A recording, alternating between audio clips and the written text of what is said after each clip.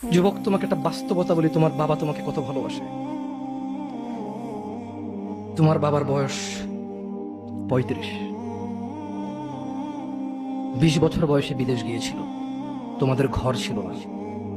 5 বছর জীবনের ব্যয় করে দিয়েছে।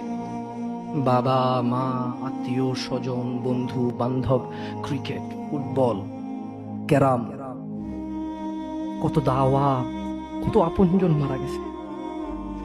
সব ব্যয় করে 25 বছর বয়সে দেশে এসে বিয়ে করেছে ঘর দিয়ে তোমার মাকে।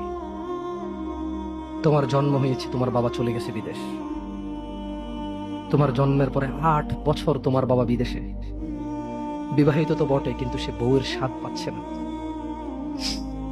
তুমি প্রেমিকার পিছনে ঘোরো, 15 বছর বয়স তোমার। 20 বছর 22 বছরে বাইক লাগবে তোমার।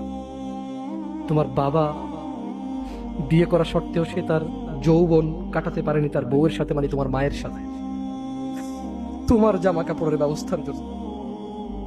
তুমি বোঝো যুবক, তোমার বাবার বয়স এখন 40, সে তোমার মার কাছে আসলে আর অনুভূতি নেই, তার শক্তি কমে গেছে। তুমি বুঝবা না যুবক। 15 বছর বয়সে তুমি যত উত্তেজিত, তোমার বাবা 30 বছর বয়সে এরকম ছিল, সে আসতে পারেনি। তুমি পড়বা বলে, তোমার স্কুলের ফি লাগবে বলে। That much he loves you.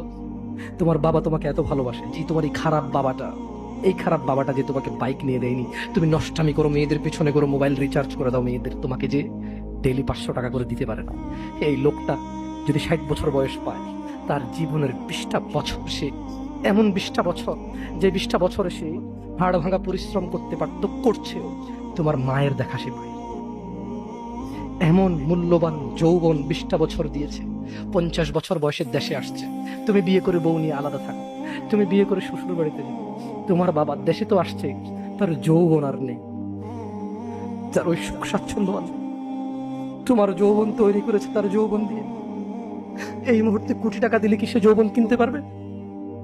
তোমাকে তোমার বাবা এত ভালোবাসে, আর আল্লাহ বলছে তোমার এই বাবা, যে বাবা ঘুষ খেয়ে তোমাকে মানুষ করার চেষ্টা করে বিদেশে পড়ালেখা করানো, যে বাবা এই এলাকার চেয়ারম্যান হতেই হবে, না হলে নয়, এতগুলো মানুষের দায়িত্ব নিচ্ছে, অথচ সে নিজেও জানে দায়িত্ব পালনে সে ব্যর্থ হবে, শুধু তোমাকে R15 কিনে দেওয়ার জন্য, শুধু তোমাকে বিদেশে পড়ানোর জন্য। এত মূল্যবান, এত আদরের বাবা। আল্লাহ বলছেন যে ইউবাসসারুনাহুম ইয়াওয়াদ্দুল মুজরিম।